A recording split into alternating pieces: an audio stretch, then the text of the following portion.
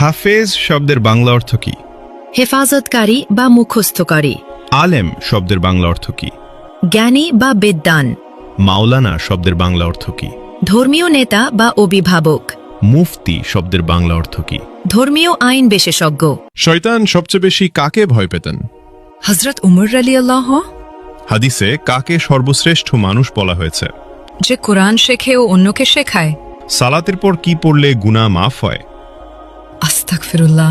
হযরত মুহাম্মদ সাল্লাল্লাহু আলাইহি সাল্লামের সাথে সর্বপ্রথম কোন প্রাণী কথা বলেছিল? উট। নফল শব্দের অর্থ কি? ঐচ্ছিক ইবাদত। রাসূল শব্দের অর্থ কি? আল্লাহর প্রেরিত দূত। নবী শব্দের অর্থ কি? ওহীপ্রাপ্ত বার্তাবাহক।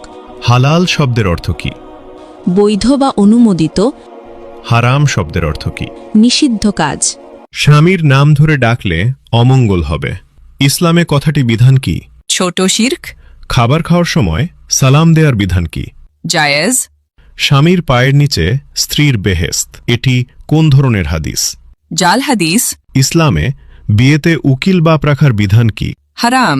হজরত শব্দের অর্থ কি? মহামান্য, সম্মানিত। মোহাম্মদ শব্দের অর্থ কি? প্রশংসনীয়। কিয়ামত শব্দের অর্থ কি? মহাবিচারের দিন। জন্ম শব্দের অর্থ কি? আগমন। মৃত্যু শব্দের অর্থ কি? সমাধি। জিন কিসের তৈরি? ধোয়াবিহীন আগুন। মানুষ কিসের তৈরি? মাটির। ফেরেশতাগণ কিসের তৈরি? নূর।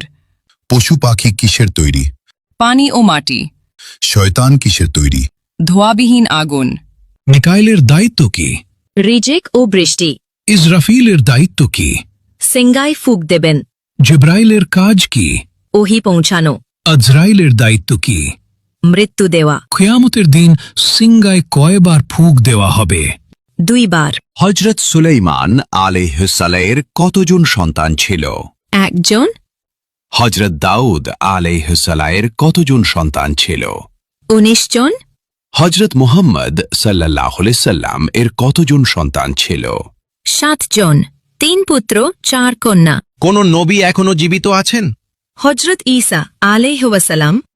হজরত মুহাম্মদ সাল্লাল্লাহু আলাইহি ওয়াসাল্লামের নিজ হাতে তৈরি মসজিদ কোনটি? মসজিদুল কুবা। কোন নবী সবচেয়ে বেশি দিন জীবিত ছিলেন? হযরত আদম আলাইহি ওয়াসাল্লাম। পবিত্র কুরআনের প্রথম শব্দ কোনটি? ইকরা। কোন নবীর নাম আল্লাহ নিজেই রেখেছেন? হযরত ঈসা আলাইহি ওয়াসাল্লাম। হজরত মুহাম্মদ সাল্লাল্লাহু আলাইহি ওয়াসাল্লামের জন্ম কত খ্রিস্টাব্দে? 570 খ্রিস্টাব্দে। হজরত মুহাম্মদ সাল্লাল্লাহু আলাইহি ওয়াসাল্লামের জন্মস্থান কোথায়?